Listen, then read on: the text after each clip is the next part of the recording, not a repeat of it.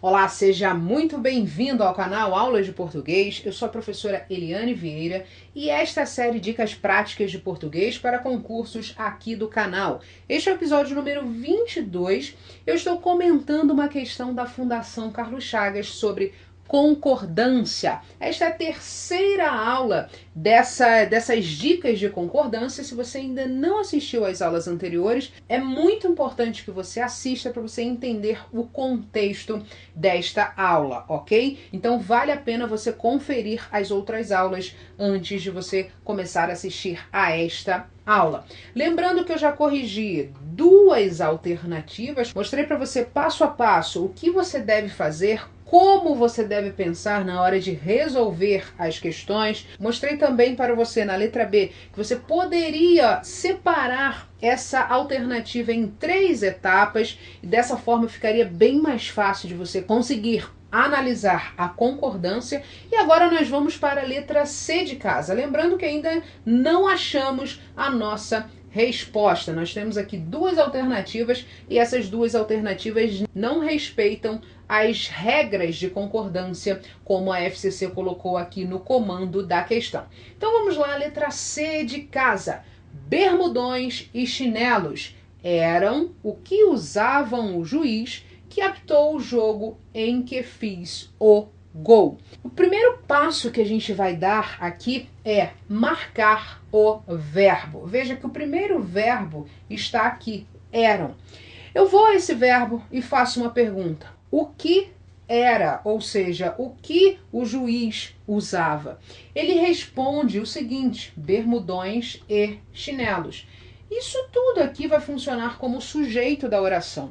E esse sujeito apresenta 2 núcleos, 2 palavras importantes. Está bem fácil e bem simples aqui. A primeira palavra é o termo bermudões. E depois nós temos chinelos. Esse aqui é o segundo núcleo do sujeito. Ora, 2 núcleos, nós estamos diante do sujeito composto. E esse sujeito está anteposto ao verbo. Isso quer dizer que o verbo deve figurar no plural. Então, esta concordância está ok. Vamos seguir a análise. Então, eram o que usavam o juiz. Temos um outro verbo aqui. Vou fazer o mesmo processo.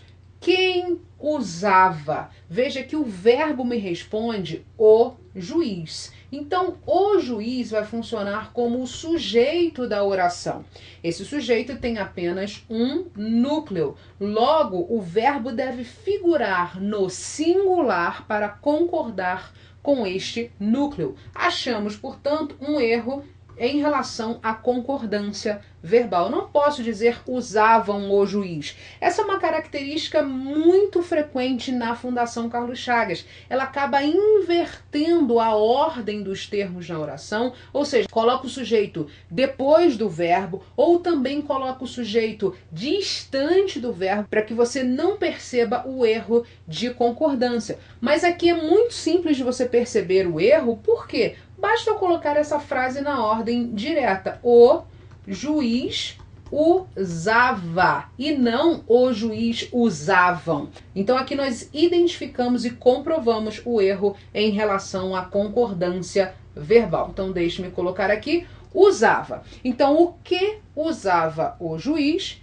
Que apitou, então o juiz apitou o jogo. Eu não sei se você percebeu, mas aqui nós temos um pronome relativo. Esse pronome relativo retoma o termo juiz. Então, o juiz apitou o jogo. A concordância também está perfeita neste caso. Então, apitou o jogo em que fiz o gol. Quem fez o gol? Eu. Então, o verbo também concorda com o sujeito. Qual o problema nessa questão? Somente essa estrutura aqui. E isso já faz com que a gente elimine a letra C de casa. Então a minha dica é a seguinte: Tome bastante cuidado com as inversões em relação ao sujeito. A Fundação Carlos Chagas gosta bastante de fazer isso. Inverter, colocar o sujeito depois do verbo, distanciar o verbo do sujeito, colocar entre verbo e sujeito alguns elementos acessórios para que você não perceba onde está o sujeito. Mas o principal para você acertar as questões de concordância é exatamente o seguinte: marcar o verbo, a partir deste verbo você encontra o sujeito e, além disso, compreender, fazer uma leitura atenta de cada uma das alternativas. A leitura é extremamente importante para você ter um bom desempenho nas provas. Muitas vezes a gente não consegue resolver uma questão porque a gente não consegue entender o comando da questão. Então, esse é um problema propriamente de leitura e não problema gramatical, ok? Se você gostou desse vídeo, inscreva-se aqui no canal para você acompanhar as novas aulas, acompanhar as novas dicas, os novos vídeos, e não se esqueça de deixar o seu like, porque é por meio dele que eu sei que esse conteúdo de alguma forma foi importante para a sua preparação. No próximo vídeo eu volto para comentar a letra D de dado. Um abraço e até lá. Tchau, tchau.